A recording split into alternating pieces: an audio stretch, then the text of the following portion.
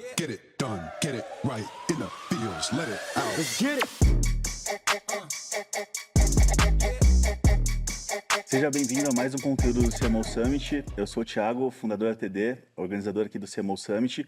E esse conteúdo, eu escolhi as pessoas a dedo para a gente tentar buscar uma conversa onde a gente realmente explorasse branding performance de um jeito que trouxesse esse conhecimento de grandes referências do mercado, marcas que estão em processo de crescimento acelerado e tiveram aí histórias de sucesso e até de falha com relação a brand performance. Então, bom, já me apresentei rapidinho, vou deixar aqui o papo agora com a Thaís.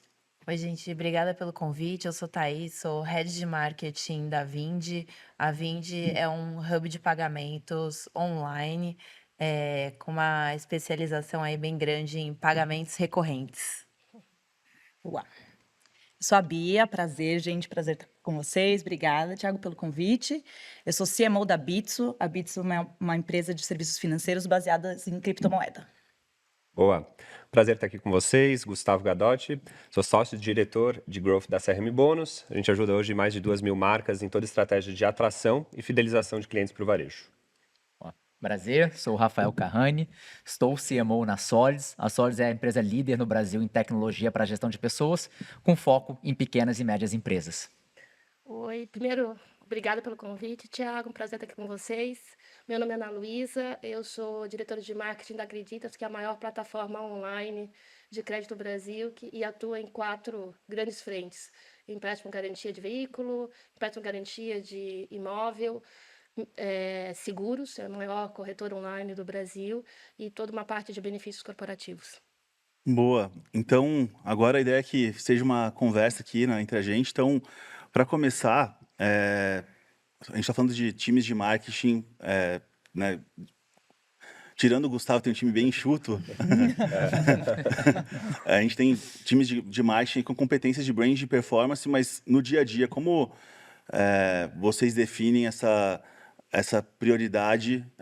A performance, ela está no dia a dia sendo quase o nosso chefe, né, no sentido do crescimento, mas o brand tem esse papel de ajudar a performance a acontecer. Então, nos times de vocês, como vocês tratam esse assunto?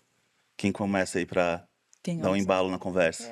Eu posso falar. Na Claro. verdade, Acreditas tem 2 diretorias, uma diretoria de growth e uma diretoria de marketing e comunicação.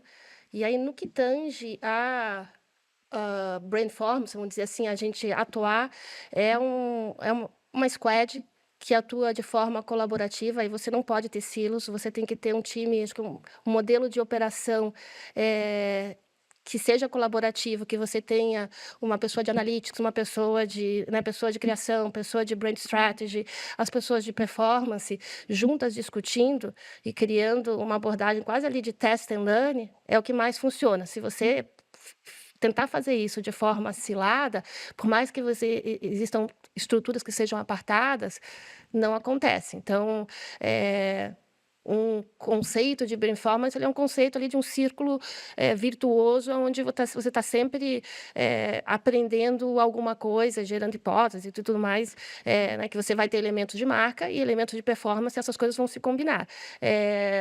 Isso só funciona se você tiver essa mentalidade de growth mesmo, de estar todo mundo junto discutindo hipóteses, né? O que funciona mais? A proposta de valor A ou B?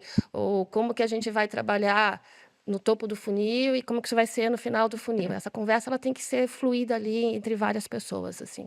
Eu Essa é a acho minha legal visão. essa visão da Ana, porque pode existir uma confusão que esse profissional, esse time vira um só. Mas, na verdade, não é sobre isso exatamente que a gente está falando, porque a gente ainda vai precisar, e na minha visão, a gente sempre vai precisar de profissionais especializados. Sim.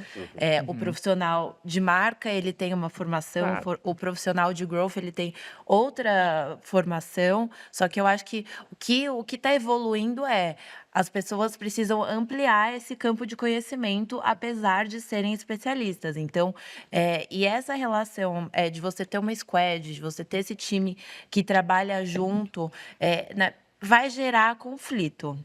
Vai gerar conflito, vai gerar discussão, e aí tem alguns modelos diferentes. Esse time, aí até puxando um pouco mais para a conversa de KPIs, esse time pode estar olhando para os mesmos KPIs, o que é bem desafiador, ou você pode ter um outro modelo que marca está olhando para KPIs de marca, que eu acredito mais, tá? Marca está olhando para KPIs de marca, performance está olhando para KPIs de performance, e a intersecção dessas duas coisas, na verdade, é a incrementalidade. Porque a velocidade que você vai medir KPIs de performance e KPIs de marca vai ser diferente. Então, é junto, mas é separado. Vou falar que é interessante que eu tive uma conversa ontem com o meu time. A gente estava fazendo apresentando resultados de Q3, falando do planejamento de Q4. E meu time também trabalha em squads, só que a gente trabalha em squads de aquisição, ativação, monetização e retenção. E um dos pontos que eu trouxe muito nessa conversa, que eu acho que discordo um pouco de você, mesmo a pessoa que está olhando marca, ela está olhando os KPIs de marca, mas ela tem que estar entendendo como isso está impactando nos KPIs de performance.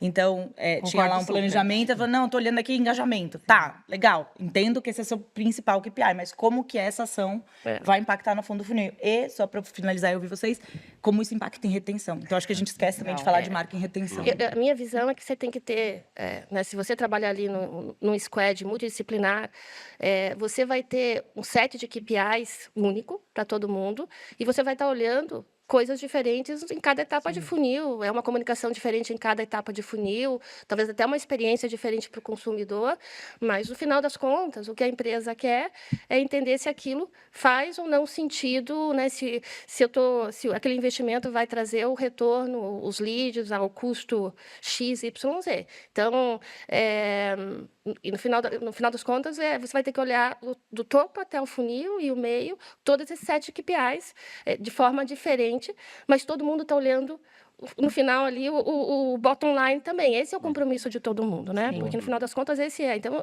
você acordar esse set de KPIs e está muito definido, e aquele time está trabalhando para aquilo, é o que faz a diferença. Eu concordo muito com você. Eu acho que tem que estar ali todo mundo olhando, enfim, o pessoal de marca pode estar olhando o brand lift ou alguma coisa, tem que olhar para search lift também, a pessoa de conversão lá embaixo vai estar olhando o CAC ou, né, a eficiência end-to-end, mas todo mundo depois, no final das contas, vai ter que estar entendendo que se eu estou trazendo mais ou não. E aí, concordando com você também, talvez um dos métodos mais avançados de você fazer iniciativas, né, de full funnel, ou brand performance, ou do nome que a gente escolher aqui, né, mas que combina os dois elementos, é incrementalidade, né? Então, vou fazer na geografia A esse mix, esse composto aqui, não vou fazer nisso. No final das contas, em X meses, eu trouxe mais lead, ou esse lead ficou mais barato, ou esse lead é mais qualificado, né? Dependendo do que você está ali desejando como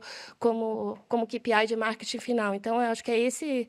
E é todo mundo trabalhando para aquilo no final das contas, né? Então, eu super concordo contigo. Passar a bola para você, Kahani. Um Boa. exemplo de operação, né, que combina branding e performance. Para mim, a Solids tem essa história recente de ter feito isso muito bem.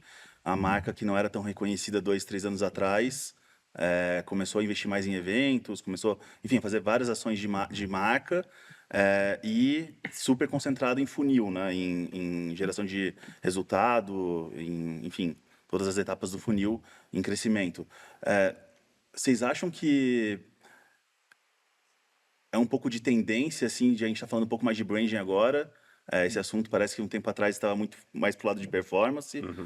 E como que, de novo, essa tomada de decisão para a empresa? Porque uma coisa é o marketing pensar o branding e ter essa disposição ou a vontade de investir mais em branding, outra coisa é o CEO, o CFO, os outros pares entenderem isso como algo estratégico, né? Boa, vamos lá. Pergunta complexa, mas eu gosto.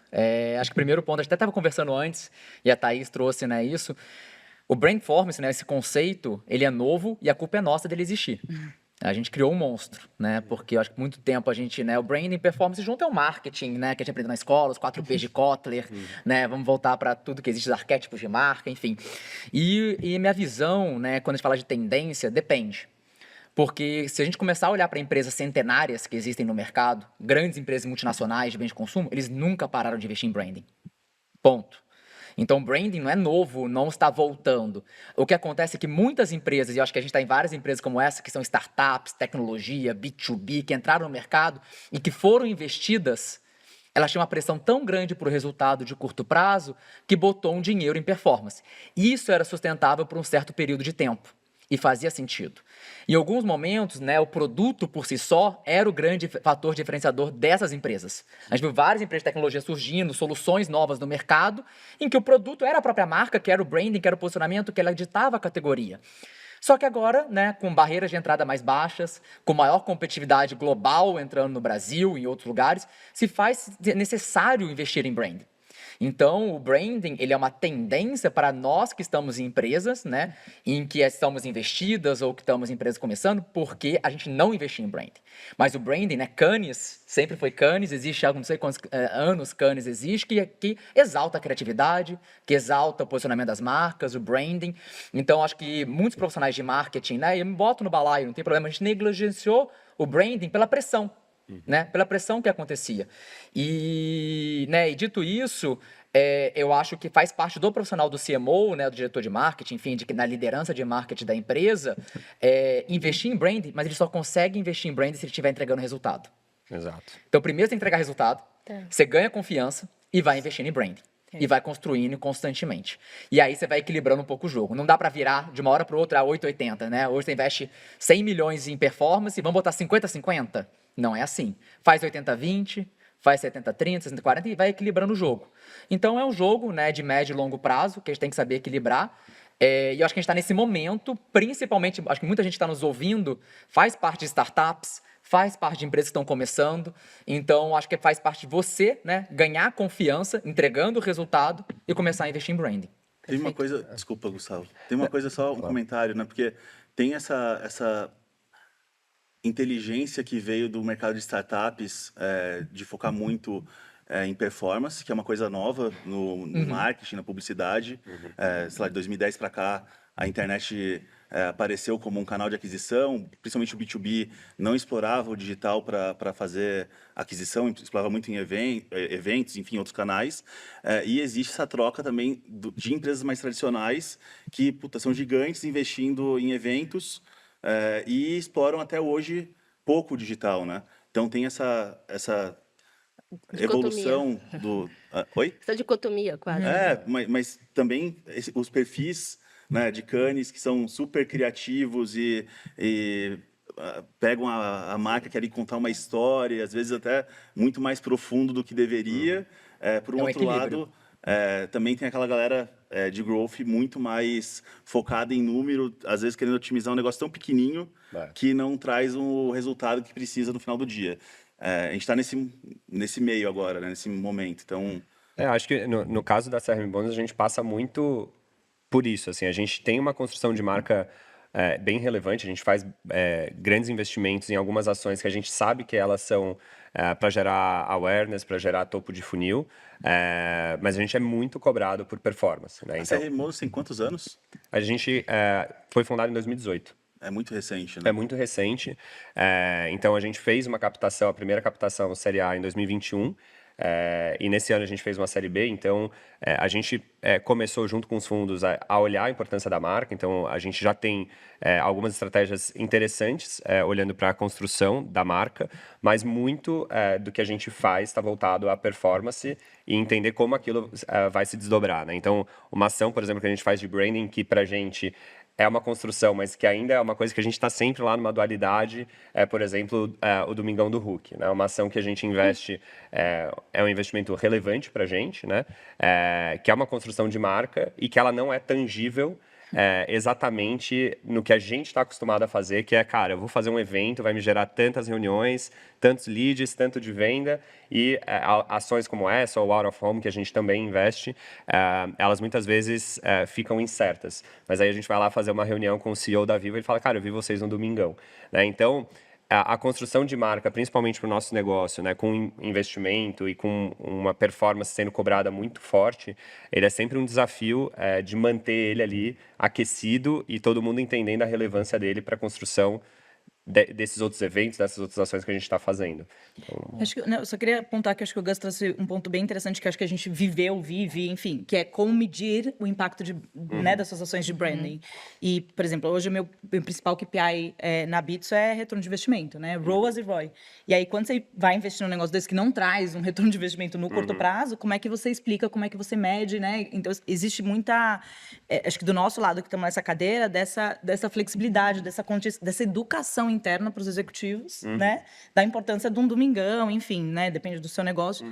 Mas isso é um exercício que a gente tem que fazer muito. Acho que todos nós já passamos muito por isso. perfeito. Então, e eu acho que o Rafa trouxe um negócio que, às vezes, na pressão de trazer o resultado, de trazer um número, você acaba, né, indo mais para o performance, porque é mais fácil. E eu acho que é legal, complementando vocês, né, migas, tem uma frase que fala, uma frase clichê que falam, investir em branding, você pode não ver o resultado, mas tira o investimento de branding para você ver, você vê na hora. Exato. Né, você tem um impacto. Então é difícil, e gente, não é fácil para você estar querendo saber, né? Eu já discuti muito isso, né? Não sei vocês, mas a gente olha muito o first click, né? O first touch e o last touch, mas eu adoraria ter o multi-touch, né? Cara, traquear a jornada inteira daquele lead, onde ele passou, onde ele me viu.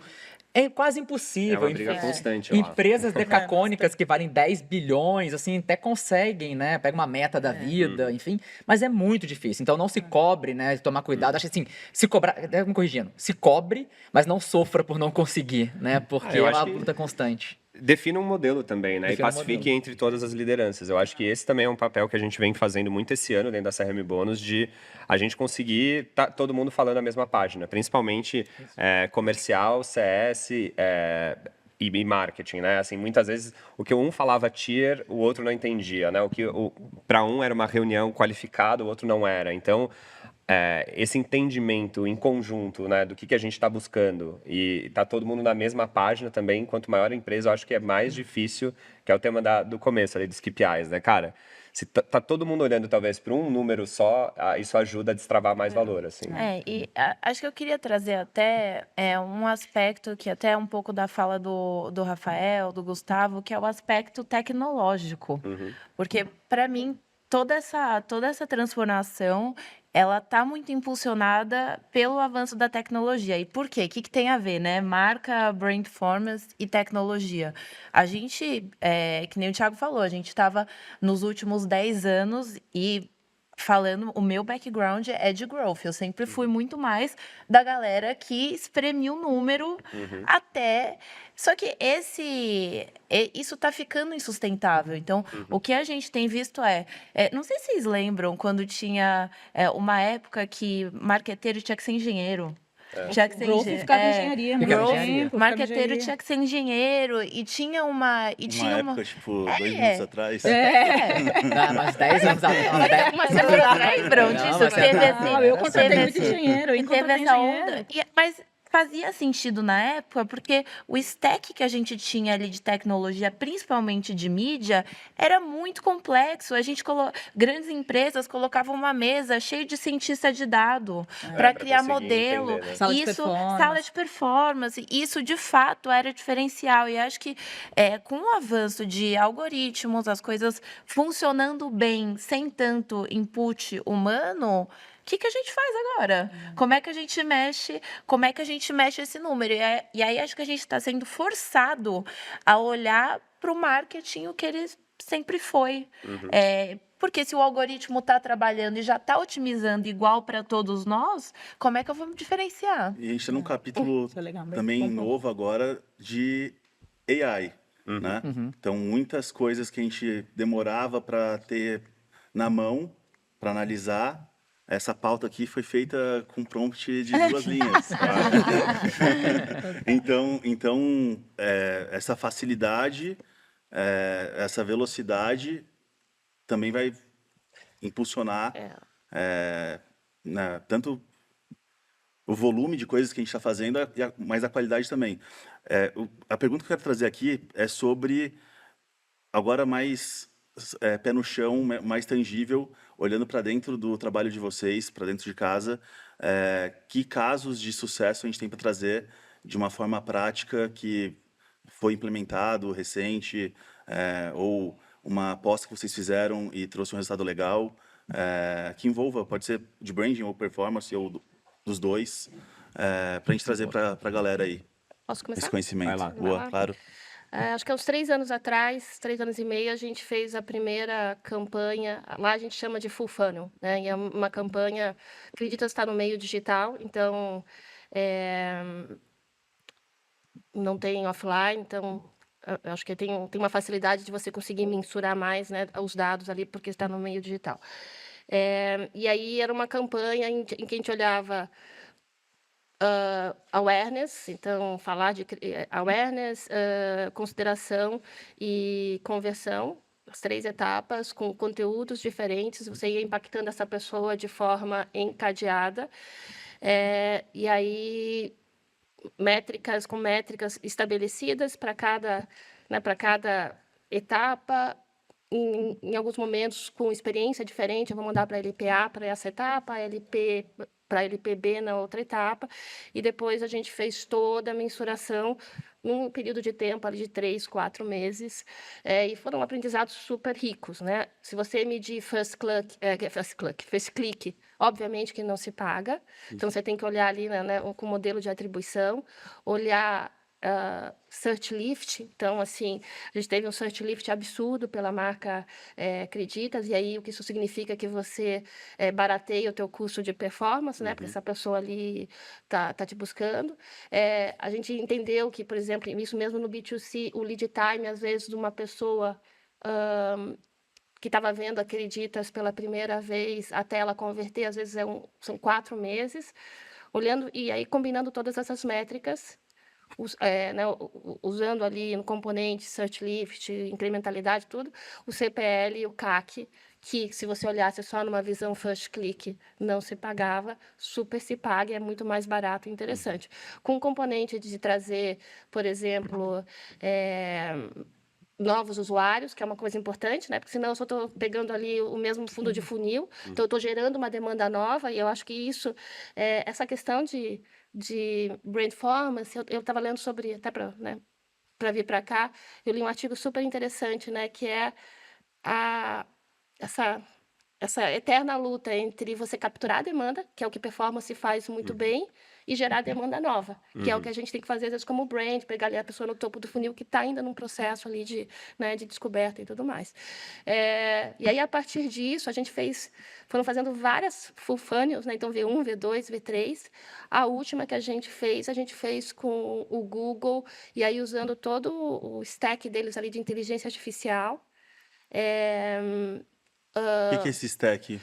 De você combinar, ter vários criativos com várias propostas de valores, e aí ele vai escolhendo os segmentos mais interessantes, e você, na verdade, bida também.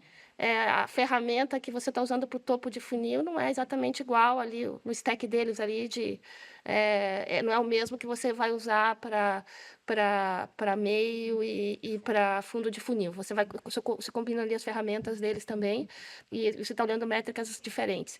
E aí a gente viu, e a gente fez aí com incrementalidade de geografia, e a gente teve mais de 30% de lift em leads aprovados. Aprovados é a pessoa que passou pelo meu crédito, que é o cara que é o super qualificado que eu quero, usando toda esse stack versus uma geografia em que a gente só estava com performance. Então, foi a primeira vez que a gente usou ali, começou a brincar com a inteligência artificial ali do Google de uma forma mais avançada. Desafios. Você fazer criativos que sejam interessantes, né, para não ficar aquela coisa horrível, porque, né, às vezes Sim, aquelas faz ferramentas os do crops, Google, né? né, faz umas coisas meio feias. Então, são desafios que a gente ainda está passando. Mas, assim, foi uma super experiência. E aí eu posso falar até de uma outra experiência que não é nem da Acreditas. Eu trabalhei numa empresa que fez um deal de Media for Equity com a Globo. E aí a gente tinha que fazer offline e mensurar. E a gente passou, o que a gente mais demorou, um mês, mais ou menos, assim, eu busquei várias ferramentas para a gente entender qual que é a que a gente ia usar para poder entender o impacto, a incrementalidade da mídia offline, TV mesmo, no funil. E a gente acabou usando, porque a gente era um deal da mídia né, de Forex ali da Globo, a gente usou os estatísticos da Globo para ajudar a gente a formatar esse modelo. E foi super interessante, mas eu gastou a mesma energia para criar a campanha, para pensar como que a gente ia Como vai mensurar. mensurar? E Eram canais digitais da Globo? Ou Não, era TV mesmo, TV. TV. E aí, assim, eles têm uns cases maravilhosos com outros clientes. Sim. E com a gente foi super legal. A gente conseguia ver, né, o lift ali de visita no site, mas não só isso. A conversão do funil. E aí, toda vez que a gente fazia uns anúncios, você tinha um lift ali interessante, mas trazia um público mais qualificado, porque o nosso objetivo era trazer uma classe mais BC, a gente tinha um público muito CD, e a gente conseguia ver isso no funil, no X minutos de atribuição que a gente usou para cada inserção. Então, a gente fazia inserção e olhava isso depois. Então, enfim, acho que existem formas de você fazer isso, né? São cases muito legais, assim, né? De você conseguir chegar e olhar até no nível ali de aprovação. Também fazia, lá também era por incrementalidade. Praças que eu fiz a campanha versus praças que eu não fiz, parecidas, né? E aí entendendo o que acontecia. Então, é uma forma de fazer interessante, às vezes. Pô, olharam pra mim, né? Eu senti a pressão, eu senti a pressão. Não, posso falar agora. Não, vou tirar um case de sucesso aqui da Cartola. Brincadeira, gente. Eu, assim, primeiro ponto, eu acho que branding, vou falar mais de branding, porque eu acho que é onde a gente tá jogando a balança, né, da necessidade da gente investir. Ele tem uma diferença entre investir em branding e investir em awareness, né? Eu posso fazer branding sem investir em awareness. Acho que é muito importante isso. Sim. Branding, pra mim, tem uma palavra-chave que é constância. Verdade e constância. Ser verdade e fiel ao seu posicionamento e ser constante. Eu acho que é importante que você tá ouvindo, né, pensar nisso. Isso aconteceu com a Solids. Então, eu entrei em janeiro de 23 na Solids, tinha um projeto de reposicionamento, teve investimento, né? A gente fez um reposicionamento da marca em junho de 23, no qual a gente redefiniu um arquétipo de marca. E eu acho que é conceitos básicos, mas foi super legal o trabalho. E de olhar para o mercado, como a Solids a gente queria se diferenciar, se posicionando no mercado. Porque branding é sobre isso. É como você quer ser percebido pelo mercado, né? Como você quer ser visto, né? E que imagem aquelas pessoas vão ter de você. Eu acho que isso é importante. E aí a gente definiu o arquétipo do cara do comum, que foi muito interessante, porque quando você pensa em empresa de tecnologia, né, marca, pô, o cara comum, né, não deveria ser o governador, né, o governante, né, o sábio. E a gente olhou que os concorrentes eram esses caras. Eles eram distantes, racionais, frios. A gente quer ser uma marca mais afetiva. Vamos ser, a gente até brincou, vamos ser as havaianas das HR Techs, o B2B. Foi super legal. Então, eu acho que brand tem um trabalho de diferenciação muito importante, onde você quer se posicionar no mercado e ser visto. Eu acho que isso e ser fiel a isso. Um exemplo clássico, Burger King e McDonald's. Os dois são muito diferentes, né, em termos de posicionamento, em termos de marca, mas são fiéis, são constantes naquilo que eles se propõem a fazer.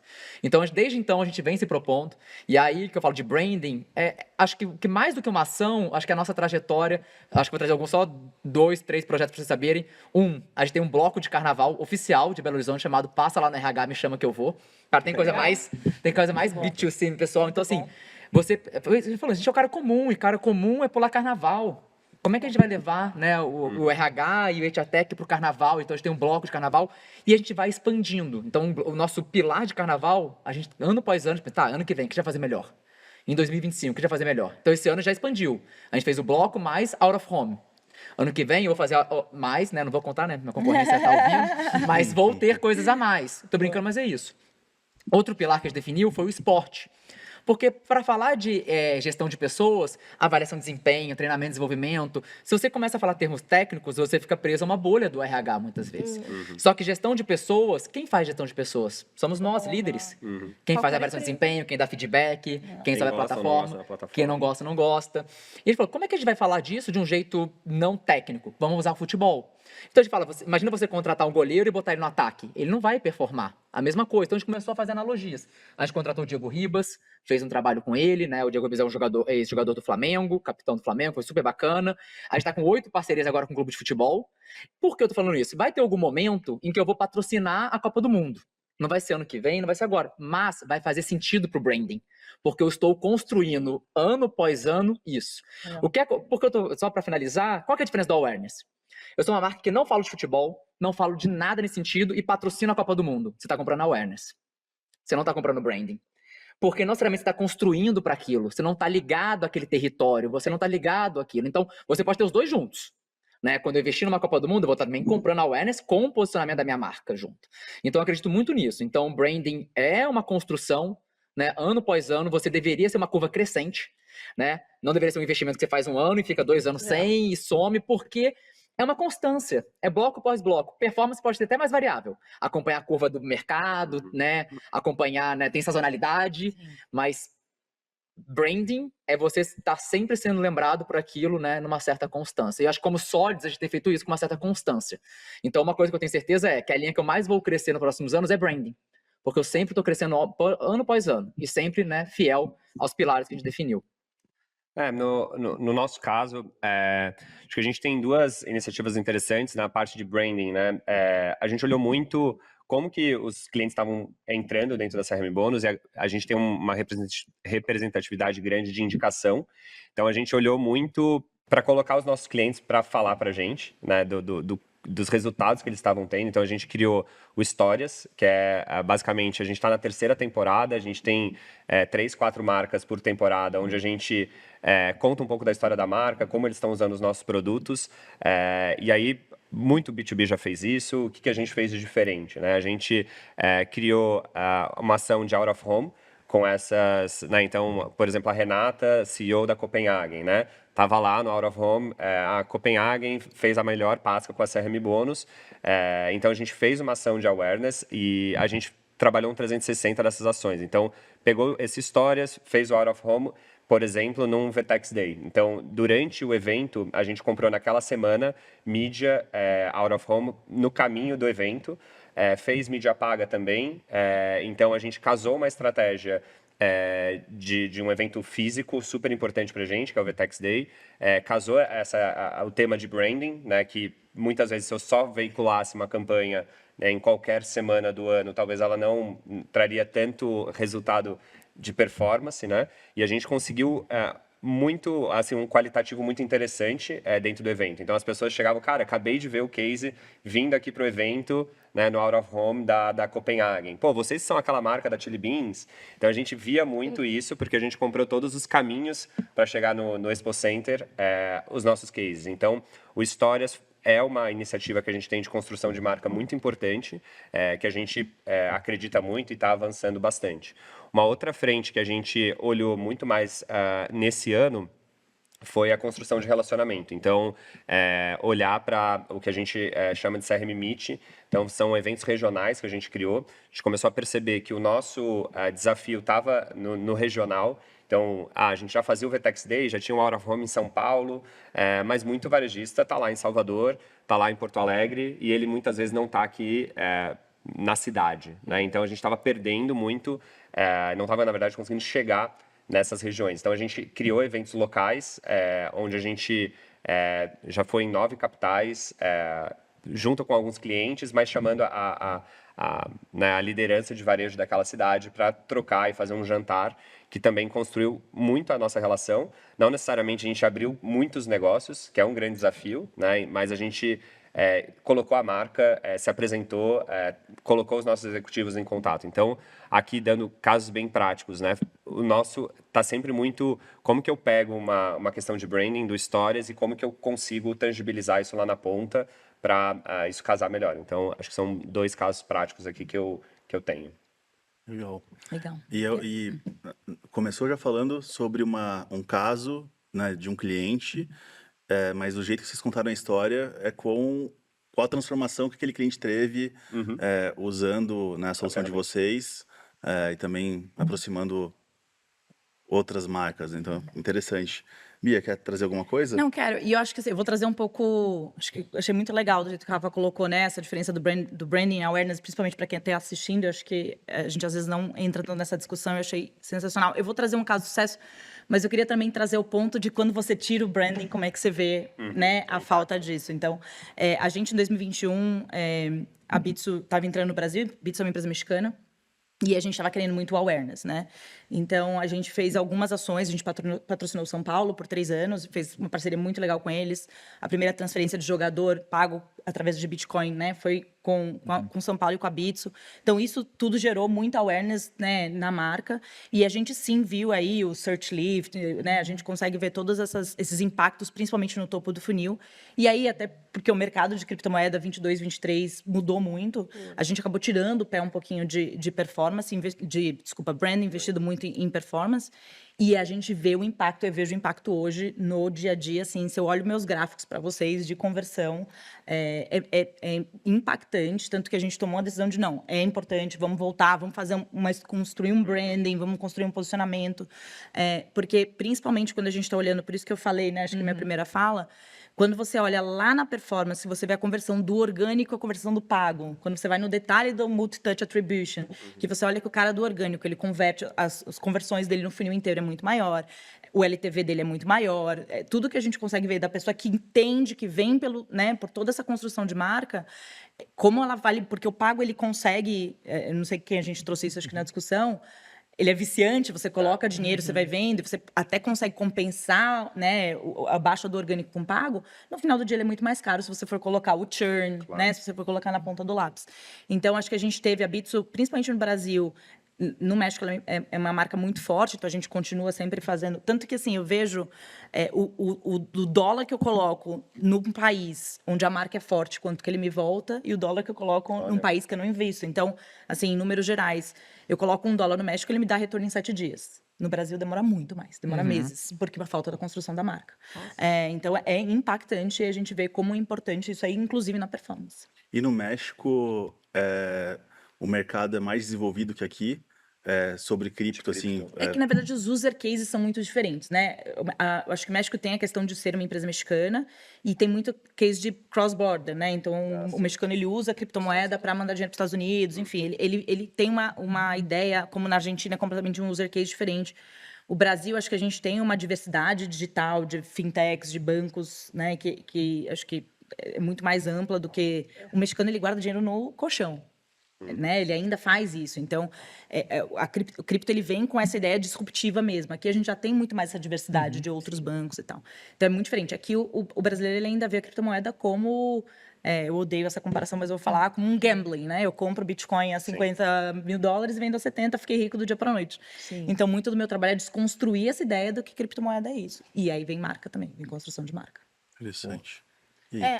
Acho que a minha contribuição, até a gente ter 2 colegas aqui que estão no mercado mais financeiro, e no nosso mercado, não sei a visão de vocês sobre isso, mas assim, pagamentos. Ninguém acorda, eu gostaria de uma solução nova de pagamentos. Então, acho que a gente lá na Vind, a gente olha muito essa questão da criação e captura de demanda. Porque no final, a minha parte de criação, eu não crio esse problema, né? Eu não desperto o desejo como uma coisa cool, sexy. Não é sobre isso, é sobre resolver, e normalmente é um problema. Normalmente ninguém mexe no financeiro, que é uma área sensível da empresa, se não está doendo. Então, o que a gente fez, né? Cara, o meu objetivo é, quando doer, eu preciso ser considerado.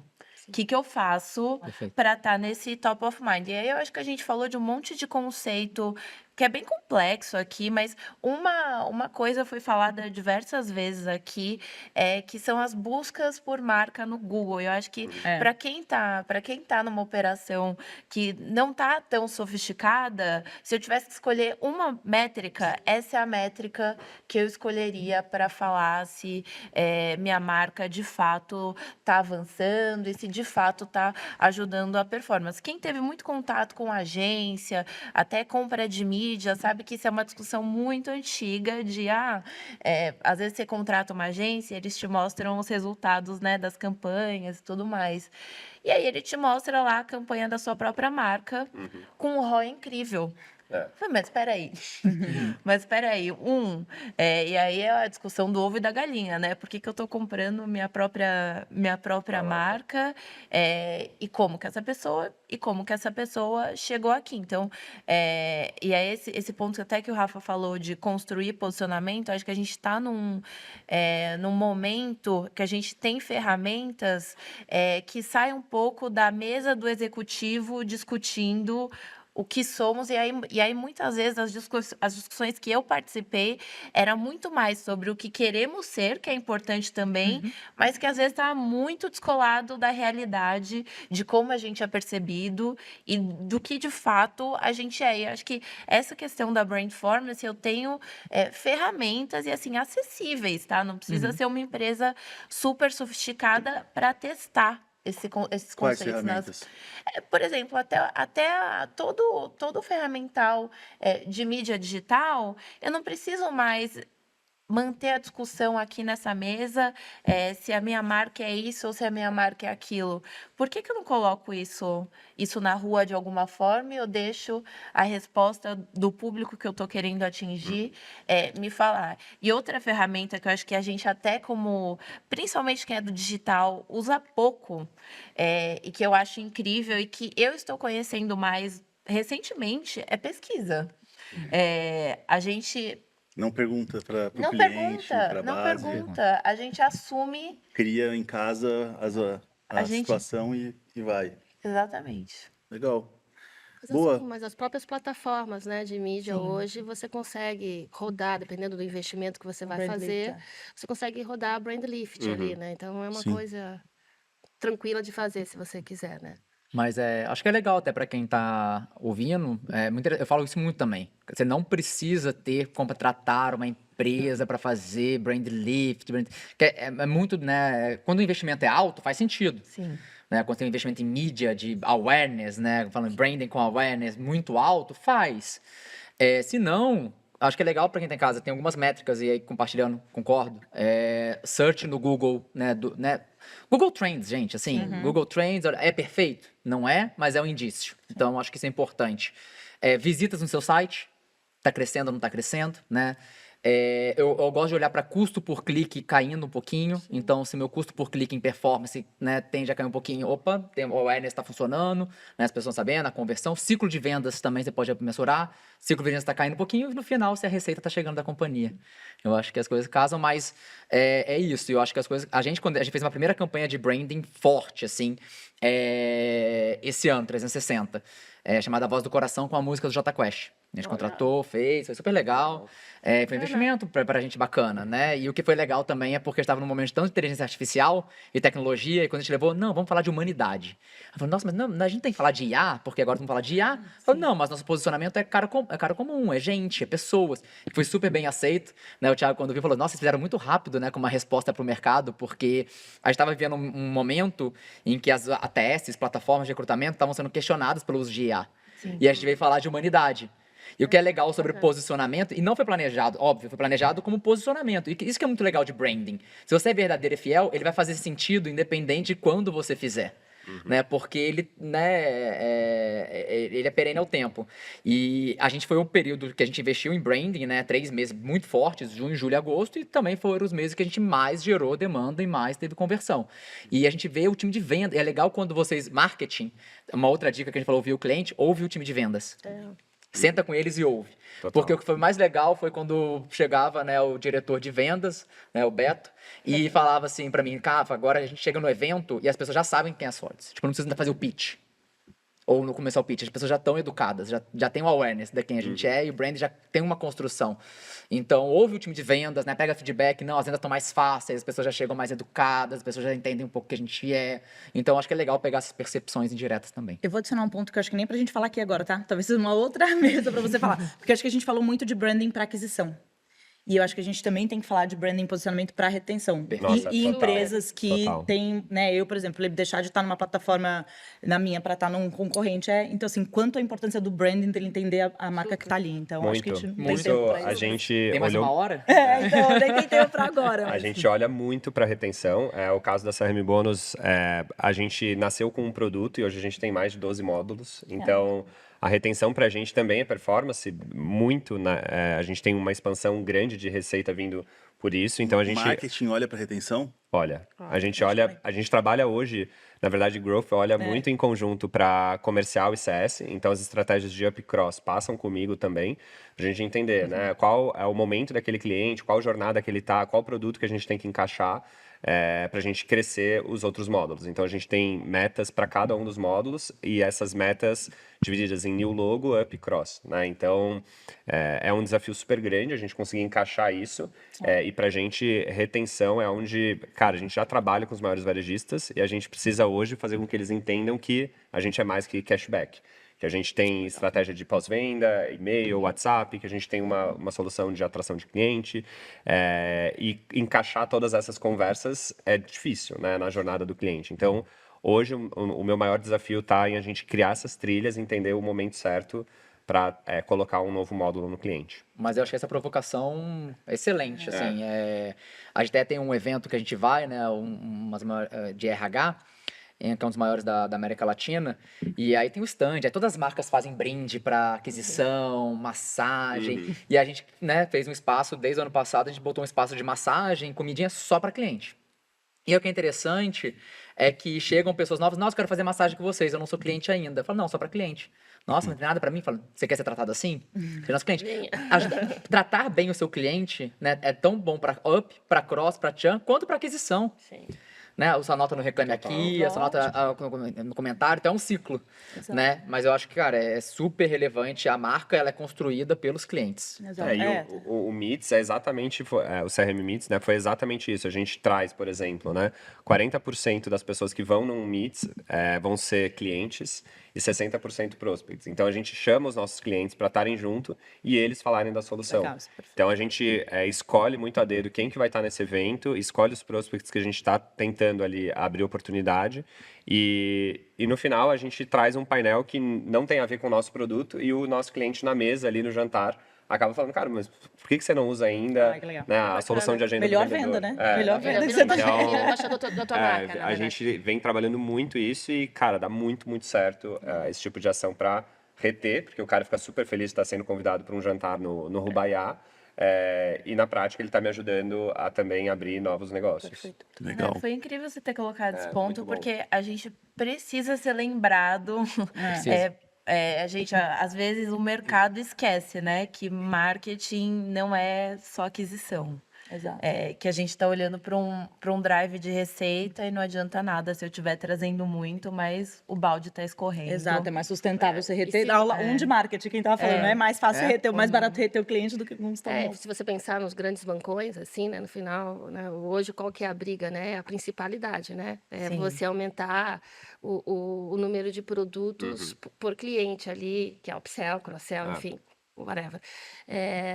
E o quanto que as pessoas estão se degladiando ali, você vê, né, o Nubank, Inter, e o Itaú e Bradesco, Santander em posições mais defensivas, mas é exatamente isso, né? E a marca, ela tem um componente extremamente importante, porque a questão acho que o primeiro ponto é familiaridade, né? Eu estou ali no dia a dia com ele, e depois o que aquilo significa para você como posicionamento, proposta de valor, e o quanto que você se identifica com isso para você, né? Por que eu vou usar o cartão de crédito A desse cliente daqui e não vou usar, né, esse meio de pagamento do outro, assim, né? Então, quanto mais você cria essa conexão emocional com a pessoa, que é um pouco ali do que a Bia trouxe, mais você vai ter chance de aumentar, né, o teu LTV, a tua receita, maximizar a receita desse cliente ali para loyalty, né? Reduzir churn, enfim.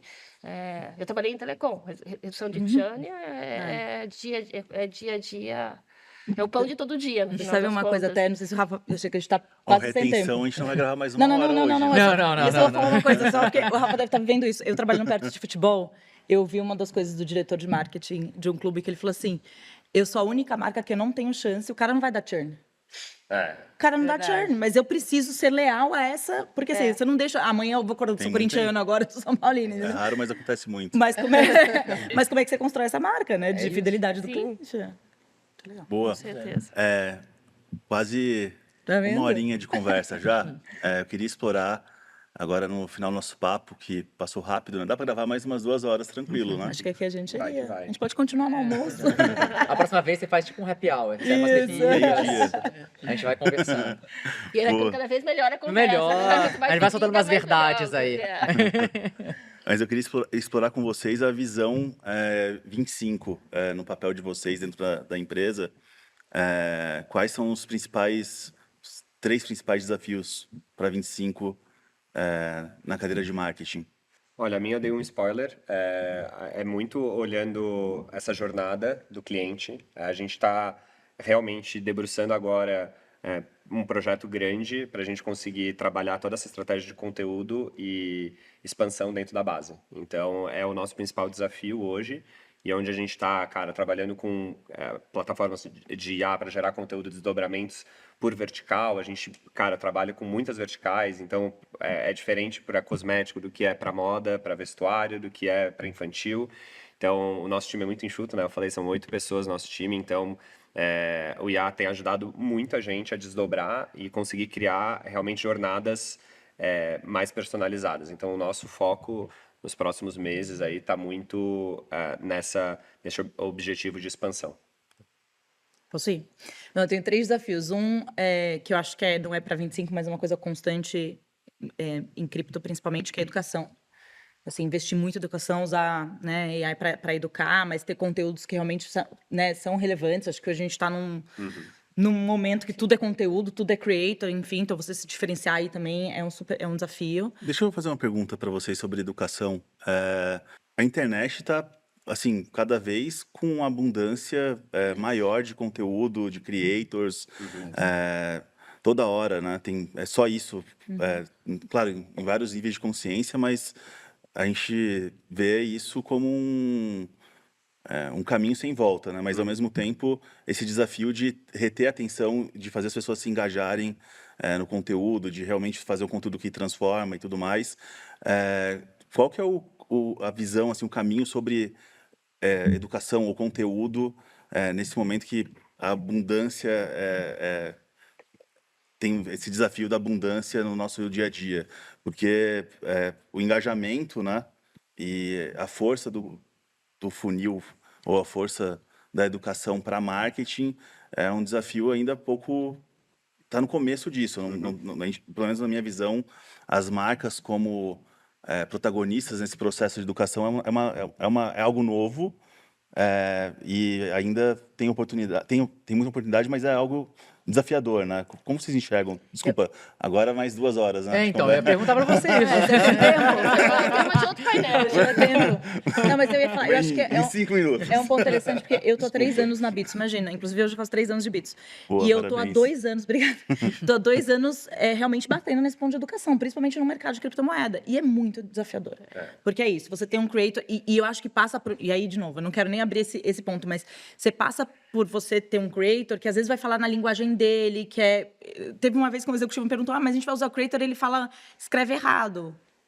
Cara, eu não posso falar pro cara, eu tô aqui ler esse script. Ele vai criar o conteúdo, né? Como ele comunica com o público dele. Então, assim, é muito desafiador. E eu acho, o que a gente tem feito, começando, e a gente tem feito isso agora, começou em Q3, Q4, é entregar o conteúdo, fazendo muito teste AB. Então, assim, newsletter, mandamos, temos um advisory board lá dos clientes.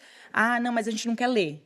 A gente quer ouvir. Aí fizemos um vídeo, não, mas não é vídeo, é só áudio. Então, a gente está tentando formatos diferentes, momentos... Então, assim, eu acho que é muito desafiador. Não sei se alguém... Mas é meu maior desafio para 25, com certeza. E como isso, acho que está no começo dessa transformação do mercado, até de conteúdo, de creators, de educação, e que pode parecer, num primeiro momento, que ferrou. Todo mundo agora vai produzir, todo mundo agora vai ter um volume muito grande e o span de atenção das pessoas cada vez menor, não vai ter espaço mental para lidar com tanto conteúdo. Mas eu tenho uma visão que isso vai criar uma oportunidade. Isso vai criar uma oportunidade para quem dedicar tempo, dedicar expertise e não for seduzido, porque é sedutor a possibilidade de escala.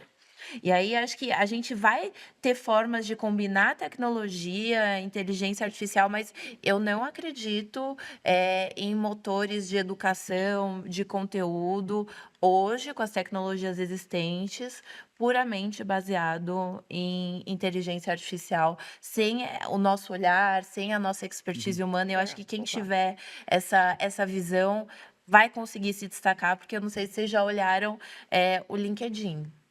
E se vocês já viram o que está acontecendo, e a gente que é de marketing, acho que a gente já consegue ter essa visão, o que que tem toque humano e o que que sim. não tem Mas os mais. algoritmos mesmo. O LinkedIn acabou de lançar no app Ele tem uma tag, o né? Reels lá, a área de vídeos deles. Não sei se vocês perceberam. Sim, Só no no LinkedIn app tem. mesmo.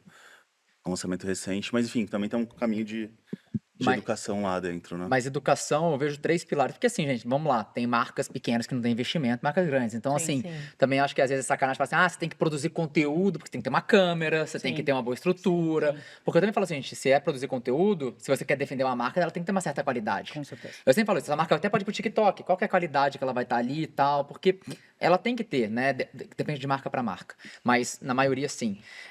Mas para mim, tem desde você produzir conteúdo, você ter um canal, ser recorrente. Hoje na Solis a gente tem, né? Até uma plataforma, escola de pessoas e tal, que a gente produz conteúdo.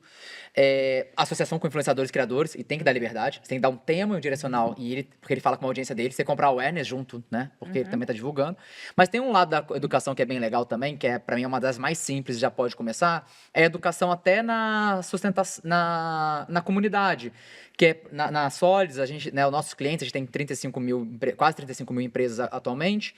A gente, dentro da plataforma, a gente tem comunidades em que os RHs trocam entre que eles. legal. Ah, que interessante. Então tem um problema de engajamento e retenção. Então a gente cria comunidades, tema, engajamento e retenção. Eles entram e compartilham suas dúvidas e trabalham, tipo um Reddit da vida, mas dentro. Então, como você, como marca, está criando esses ambientes colaborativos? Às vezes você não precisa nem produzir o conteúdo. Só de você propiciar o ambiente, deixar que as pessoas interajam, né, ainda mais que tem uma afinidade de tema ali, né? Não são tão diversas, depende de produto para produto, né? Normalmente são RHs, departamento pessoal. Fica super controlado, né? Dificilmente tem um problema, eles trocam entre eles, então é super legal. Então, às vezes você tem esses 3 níveis que eu gosto de falar, né? Você criando, você contratando, terceirizando e vocês criando só o espaço. Que E é deixa as o- pessoas produzirem. Só, né, o user-generated É, o content. user né? generated content, exatamente. Exatamente. Muito legal. Voltamos. Vamos lá Não, agora. enfim, os desafios. Não, acho que, enfim, conteúdo, retenção, obviamente, né? Acho que tá na minha pauta aí. E o terceiro, que também acho que daí é uma outra conversa, é otimização em performance. A gente está otimizando no Tá. eu sei, né? No revenue do revenue, e a gente precisa achar outras formas de otimizar. Então, são os 3 desafios aí, canais novos de otimização. Acho que no caso da Vindi, a gente está num momento que a gente expandiu para uma estratégia bastante multiproduto. Então, é uma marca que é de pagamentos, mas hoje já tem produtos de conta digital, de crédito. E a gente está nesse momento, e a gente está vivendo e aí vou conectar com o desafio do marketing, a gente está vivendo uma revolução, mais uma, no sistema financeiro do país, com Pix, com Open Finance, Embedded Finance. E aí, qual que é o desafio? E é um desafio muito mais de posicionamento de marca.